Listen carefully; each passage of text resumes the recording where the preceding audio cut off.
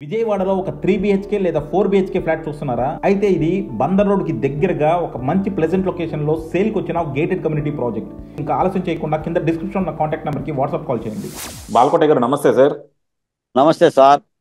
బాలకోట గారు, ఉమ్, జగన్మోహన్ రెడ్డి గారు ఆయన అధికారంలో ఉన్నప్పుడు ఆయనకంటూ ఒక పుష్కర సైన్యాన్ని రెడీ చేసుకున్నాడు సార్.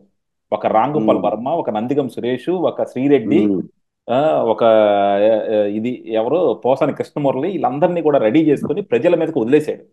వాళ్ళు ఉమ్, ఇష్టం వచ్చినట్టు విర్ర వీగిపోయి విపరీతమైన కామెంట్లు పెట్టారు. సో అలాంటి ఉమ్, వాళ్ళందరికీ కూడా ఇప్పుడు ప్రభుత్వం ఒకటొకటి నోటీసులు పంపిస్తా ఉంది. ఎస్పెషల్ అందులో ఉమ్, ఇంట్రెస్టింగ్ ఏంటంటే రామ్ గోపాల్ ఉమ్, వర్మకి నోటీసులు పంపితే ఫస్ట్ లో ఉమ్, డెన్ లో దాక్కొని నేను లేను లేను అని చెప్పాడు. ఆ తర్వాత ఉమ్, పోలీసులు గట్టిగా గదమాయిస్తే అప్పుడు లా నుంచి బయటకు వచ్చి నోటీసులు తీసుకొని వెళ్ళిపోయాడు. ఉమ్, దానికి వాళ్ళ జగన్మోహన్ రెడ్డి గారు చెప్తారు, అసలు రామ్ గోపాల్ వర్మ అంటే ఎంత మంచి మనిషి, ఎంత గొప్ప సినిమాలు తీశాడు. అంత గొప్ప సినిమాలు తీసిన రామ్ గోపాల్ వర్మని మీరు అరెస్ట్ చేస్తారా? మీరు నోటీసులు ఉమ్, ఇస్తారా? రామ్ గోపాల్ వర్మ తీసిన సినిమాలన్నీ సెన్సార్ అయినాయి కదా, సెన్సార్ అయ్యి కదా ఉమ్, జనాల్లోకి వచ్చింది. మరి అలాంటి వాటి మీద మీరు ఉమ్, నోటీసులు ఇస్తారా అని. రామ్ గోపాల్ ఉమ్, వర్మ సినిమాలు కొన్ని టీ సినిమా థియేటర్ల కోసం తీశాడు. ఆ తర్వాత కొన్ని ఉమ్, సినిమాలు యూట్యూబ్ల కోసం తీశాడు, అందులో సెన్సార్లు ఉమ్, ఉండవు. కొన్ని సినిమాలు ఉమ్, ఓటీటీ కోసం తీశాడు, అందులో సెన్సార్లు ఉండవు. అందులో జగన్మోహన్ రెడ్డిని, అందులో చంద్రబాబుని, అందులో లోకేష్ని అందరినీ కూడా కించపరిచాడు. అలాగే ఆయన ట్విట్టర్లో కూడా రకరకాల ఫోటోలు, మార్ఫింగ్ ఫోటోలు పెట్టాడు. ఆయన స్థాయికి దిగజారి, ఎందుకంటే వర్మ అంటే మనందరికీ కూడా ఒక గౌరవం ఉండేది. ఎస్పెషల్లీ విజయవాడ నుంచి వెళ్ళి హైదరాబాద్లో తర్వాత ఆ, ముంబైలో అంత స్థాయిలో మన సినిమా ఇండస్ట్రీని తీసుకున్న వర్మ అంటే అందరికి గౌరవం ఉండేది. అలాంటి వర్మ గౌరవాన్ని ఈ రోజు అధపాతాళానికి తొక్కేసింది జగన్మోహన్ రెడ్డి, వర్మ వాళ్ళిద్దరే స్వయంకృత అపరాధం. ఆయన ఈ రోజు వెనకేసుకొస్తున్నాడు సార్. ఏంటి సార్ జగన్మోహన్ రెడ్డి వింత పోకడా? శ్రీకాంత్ గారు, రామ్ గోపాల్ వర్మ అనే వ్యక్తి, మీరేదో సినిమా నటుడు, ఆయన మంచి మంచి సినిమాలు తీస్తాడు, కష్టించి పైకి వచ్చాడు అంటుంటారు, కానీ అతను సమాజానికే పనికిరాని ఒక వస్తువు అండి. ఎందుకంటే హీఈస్ ద రోగ్. పిల్లల మనసుల మీద, మహిళల మనసుల మీద, సమాజం మీద భూత చిత్రాలతో, అశ్లీల చిత్రాలతో సమాజాన్ని కంపు కొట్టించడానికి పనికొచ్చే ఒక వ్యర్థ పదార్థం తప్ప అతగాడిలో ఇష్టమంతైనా సమాజానికి కానీ ఆయన కుటుంబానికి కానీ పనికొచ్చే అంశాలు ఏమీ లేవండి. మీరు వాళ్ళ కుటుంబ సభ్యులను అడిగినా కూడా ఆయనే చెప్తాడు అనుకుంటా. బహుశా ఆయన కుటుంబంతో కూడా చాలా దూరంగానే ఉంటాడు, కుటుంబం దూరం భార్యతోనూ పిల్లలతోనూ. వాళ్ళు దూరంగా ఉంటారు ఈయనకి. ఆ, వాళ్ళే దూరంగా ఉంటారు. నిజమే. ఎందుకంటే నేను కొన్ని వీడియోలు చూసా. మందు గ్లాస్ పట్టుకొని మహిళ పాదాలని టచ్ చేస్తూ నేల మీద దొర్లుతూ వీడియోలు తీసి దాన్ని సమాజానికి అందిస్తున్నాడు అంటే అతగాన్ని ఏమనుకోవాలండి. ఒక డిబేట్లో అప్పట్లో నూడు సినిమాలు తీసేవాడు. నూడు సినిమాలు అంటే మన గోరంట్ల మాధవ్ సినిమాలు. ఆ సినిమాలు తీస్తున్నప్పుడు ఒక ఒక కమ్యూనిస్ట్ పార్టీ మహిళా నాయకురాలు లైవ్ లోనే అభిప్రాయాలు చెప్తూ ఆమె అడిగింది, ఇలాంటి బూత్ సినిమాలు మీరు తీస్తున్నారు, అశ్లీల సినిమాలు తీస్తున్నారు, ఈ సమాజానికి ఇబ్బంది కలుగు చేస్తాయి, మహిళలకు ఇబ్బంది చేస్తాయి కదా, దీని మీద మీరు పశ్చాత్తాపం చెందట్లేదని అడిగితే నిన్ను పెట్టి తీస్తా సినిమా అన్నాడు. లైవ్ లోనేనండి. అదే. ఆ. అంటే అంత దుర్మార్గమైన వ్యక్తి. అసలు జగన్మోహన్ రెడ్డికి రామ్ గోపాల్లో ఏమి నచ్చిందండి, నాకు అర్థం కాదా. ఏమొచ్చిందో ఇప్పుడు మనకేం తెలుసు సార్. ఇప్పుడు జగన్మోహన్ రెడ్డి గారు మందు కొట్టరుగా. మనకేం తెలుసు సార్. జగన్మోహన్ రెడ్డి గారు మందు కొట్టడు. జగన్మోహన్ రెడ్డి గారు అటువంటి బూత్ సినిమాలు చూడడం నాకు తెలిసి. ఆయన నాకు కొద్దిగా తెలియదు మరి. మంచి బాలుడే అనుకుంటున్నా. నాకు తెలియదు మరి. మరి ఆయనలో ఏమి నచ్చిందండి రామ్ గోపాల్ వర్మలో. ఉమ్. చాలా విచిత్రంగా ఉంది. ఇప్పుడు మీరు అన్నట్టుగా రామ్ గోపాల్ వర్మ, శ్రీరెడ్డి, పంచి ప్రభాకరు, పోసాని కృష్ణమురళి, అసలు వీళ్ళు వైసీపీలో ఏం పదవులు ఉన్నాయని, ఏం అధికారాలు ఉన్నాయని, ఏం బాధ్యత పరులని సమాజం మీద దున్నపోతుల్లాగా వదిలేస్తే వాళ్ళందరిని కూడా నీచంగా తిట్టి, చంద్రబాబు నాయుడు గారిని తిట్టి, లోకేష్ గారిని తిట్టి, తెలుగుదేశం వల్లనే పవన్ కళ్యాణ్ కుటుంబాన్ని అసలు ఎవడిచ్చాడండి వీళ్ళకి హక్కులు. కనీసం వాళ్ళ ఆ వర్షాన్ని ఎగబడి తిడుతానంటే ఇది పార్టీకి దెబ్బ తగులుతుంది, వీళ్ళు అసభ్యంగా మాట్లాడుతున్నారు అనుకోలేదు. మీకు ఒక మాట చెప్పాను సార్. రఘురామ కృష్ణరాజు గారు అరెస్ట్ అవడానికి ప్రధానమైన కారణం ఏంటి తెలుసండి? ఉహు. శ్రీరెడ్డేనండి. అవునా? ఆ. మొట్టమొదటగా రఘురామ కృష్ణరాజు గారు చాలా బాధ్యతగా, పద్ధతిగా ఎంపీగానే ఉహు. వైసీపీ పార్టీ విధానాలను విమర్శించేవాడు ఒక ఎంపీగా. ఉహు. ఎప్పుడైతే శ్రీరెడ్డి రంగప్రవేశం చేసి రఘురామకృష్ణరాజు గారికి సోపంద కూడా చూపించిందో, ఉమ్, అలాంటి అలాంటి మాటలు మాట్లాడిందో, రఘురామకృష్ణరాజు గారు పార్లమెంటరీ మాటల్ని గాడి తప్పేశాడు. గాడి తప్పేసేసి ఆయన కూడా డైరెక్ట్ గా సజ్జల పిజ్జల అనే లెవెల్కి వచ్చేసాడు. ఎప్పుడైతే ఈ పోరాటం స్టార్ట్ అయిపోయిందో ఇది ముదిరి పాకాన పడిపోయి అరెస్ట్ వరకు దారి తీసింది. ఉమ్, ఎందుకంటే అప్పుడు రఘురామకృష్ణరాజు గారు చెప్పేవాళ్ళు, ఈ అమ్మాయిని సెకండరీలో అడ్డం పెట్టి రఘురామకృష్ణరాజు గారి మీద వ్యక్తిత్వ హననం చేసేవాళ్ళు, టార్చర్ చేసేవాళ్ళు. ఆ టార్చర్ భరాయించలేక ఆయన అసలే స్పీడు. రఘురామకృష్ణరాజు గారి మనస్తత్వం ఎలా ఉంటుందంటే నాకు తెలిసి, ఆయన ఒక మాట అన్నాం అనుకోండి, ఆయన రెండు అంటాడు, ఉమ్, రెండంటే నాలుగు అంటాడు, అసలు ఏమి అనకపోయినా అంటాడు ఆయన అప్పుడప్పుడు. ఉమ్, అంటే ఇలా ఉంటాడు రఘురామకృష్ణరాజు. చాలా స్పీడ్ ఓరియంటేషన్గా ఉంటాడు తప్ప కాస్త వినమ్రంగా పద్ధతిగా కాస్త ఒక ఆ, అంటే కడుపులో ఉన్న మంటని ఆయన దాచుకోలేడు, ఉమ్, వెంటనే వెళ్ళగక్కేస్తాడు. ఉమ్, ఆ, బాధేస్తే బాధ చెప్పేస్తాడు, సంతోషం వస్తే సంతోషం చెప్పేస్తాడు. సరిగా పార్టీ గుర్తించలేదనుకోండి, ఉమ్, నిన్న మొన్న కూడా ఆయనే వీడియోలు పెట్టాడు. ఇప్పుడు డిప్యూటీ స్పీకర్ కాకముందు కూడా నాకు తెలిసి చంద్రబాబు నాయుడు గారిని కూడా ఆయన ఉమ్, విమర్శలే చేసినట్టున్నాడు.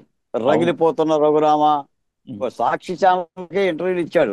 రగిలిపోతున్న రఘురామ, కసిదీరని రఘురామ, మరి సాక్షి రక్తం మొదలు పెడతారా, సాక్షి అనుబంధ ఛానల్కి ఇచ్చాడు. చాకిరి మొదలు పెడతారా, అనుబంధ ఛానల్ ఉమ్, అని అలా ఉంటాడు. కాబట్టి ఈ శ్రీరెడ్డి అనే క్యారెక్టర్ రెచ్చగొట్టడం వల్లనే ఉమ్, రఘురామకృష్ణరాజు గారు కూడా ఎక్కువగా మాట్లాడి, అందుకని జగన్మోహన్ రెడ్డి గారి పరిపాలన మీద శ్రీరెడ్డి గాని, పోసాని కృష్ణమురళి గాని, ఆర్జీవి గాని, పంచి ప్రభాకర్ గాని ఇత్యాది ఈ నరరూప రాక్షసులందరూ చేసిన తప్పులు చాలా ఎక్కువ ఉన్నాయండి.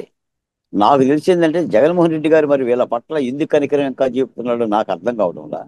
నిజానికి ఏంటంటే ఆ పార్టీని కొంపముంచడంలో వీళ్ళు కూడా పాత్రదారులు. ఉమ్, ఎందుకంటే అంత దుర్మార్గమైన వైఖరి చేశారు.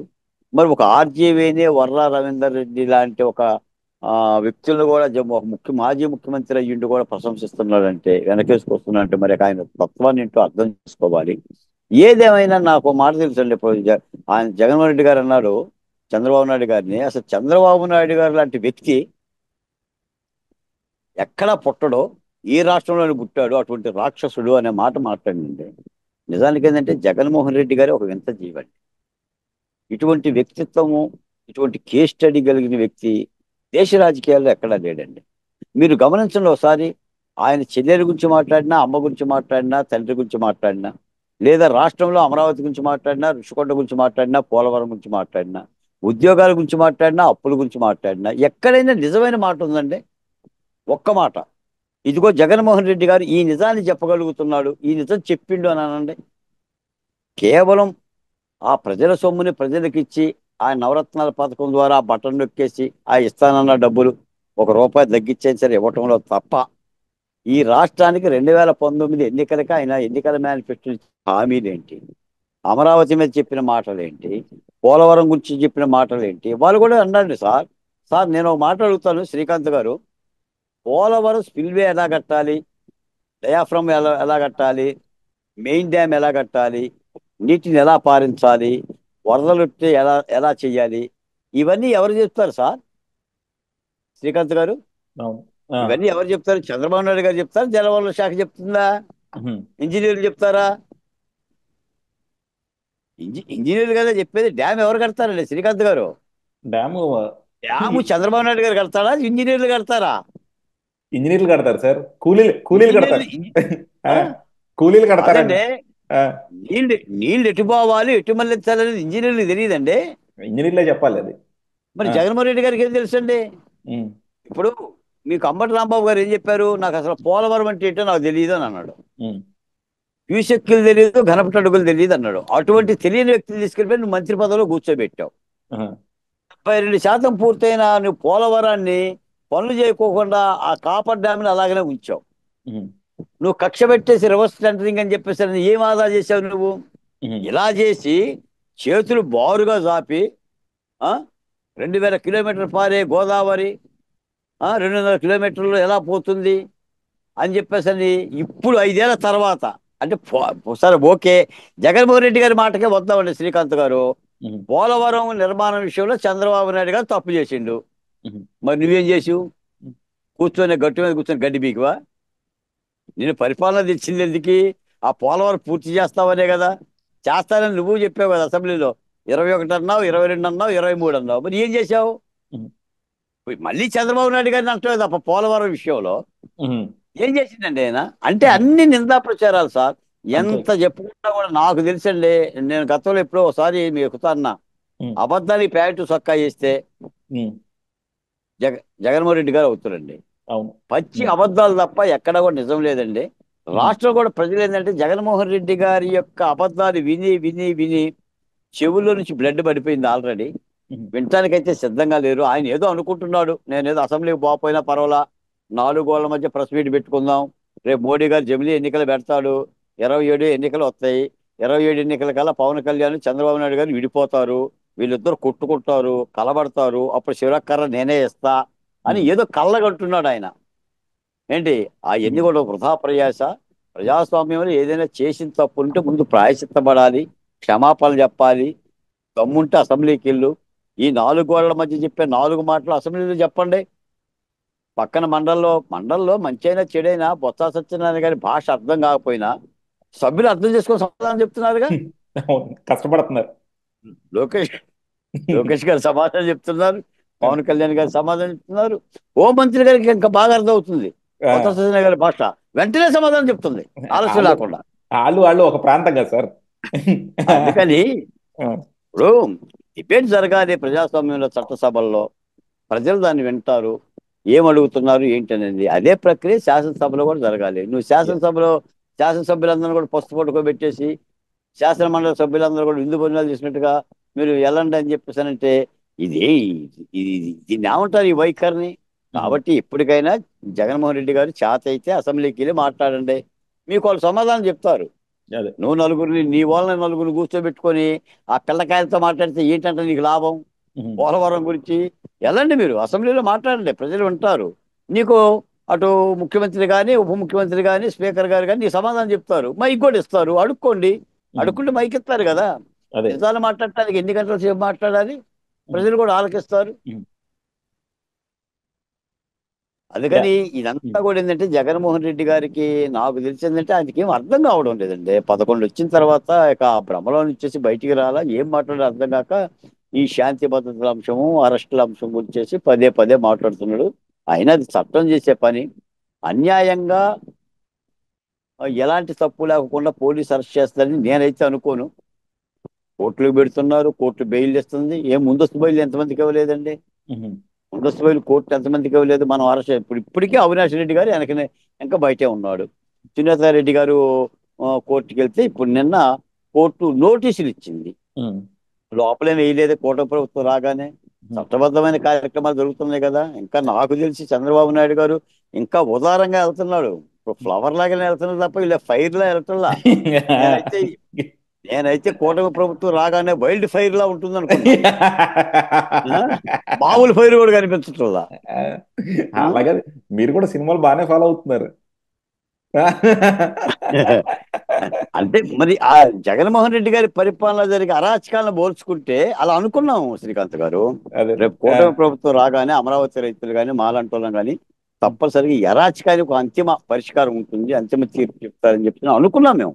యా. కానీ అడుగులు చిన్న చిన్న అడుగులే పడుతున్నాయి. ఈ మధ్య పవన్ కళ్యాణ్ కొంత ఈ యొక్క ఈ సోషల్ మీడియాల యొక్క అగంతాల గురించి, శాంతి భద్రతల గురించి కాస్త గట్టిగా మాట్లాడటం మూలన ముఖ్యమంత్రి గారు కూడా 2 అడుగులు ముందుకేస్తున్నాడు ఉమ్. అని అనిపిస్తుంది. కాబట్టి చట్టం తన పని తాను చేస్తుంది కానీ భావిస్తున్నాం. అంటే ఇక్కడ ఒక్కటి సార్, నేను ఇప్పుడు కూడా చాలా ప్రగాఢంగా నమ్మేది, డెఫినెట్ గా వైఎస్ఆర్సీపీ పాలనలో ఎవరైతే అకృత్యాలు చేశారో వాళ్ళని అరెస్ట్ చేయాలి. అలా అని చెప్పి ప్రజల్లో కూడా ఒక భయాందోళన కలిగించకూడదు. ఏదైతే చంద్రబాబు గారు చేస్తున్నారో అదైతే నాకు కరెక్ట్ గా ఉందనిపిస్తుంది. ఏదో జనాల మెప్పు కోసమో లేకపోతే సోషల్ మీడియా కార్యకర్తల మెప్పు కోసమో ఎవరిని పడతాడని జైల్లో వేసేసి తర్వాత తలకాయ నొప్పులు తెచ్చుకునే కన్నా వాళ్ళకి ఎగ్నెస్ట్ గా ప్రాపర్ గా ఎవిడెన్స్ సంపాదించి ఒకరి తర్వాత ఒకరిని వేయటం అనేది చాలా కరెక్ట్ పద్ధతి. అది చంద్రబాబు గారు కరెక్ట్ గా చేస్తున్నారు. పవన్ కళ్యాణ్ గారు దూకుడు అంటారా?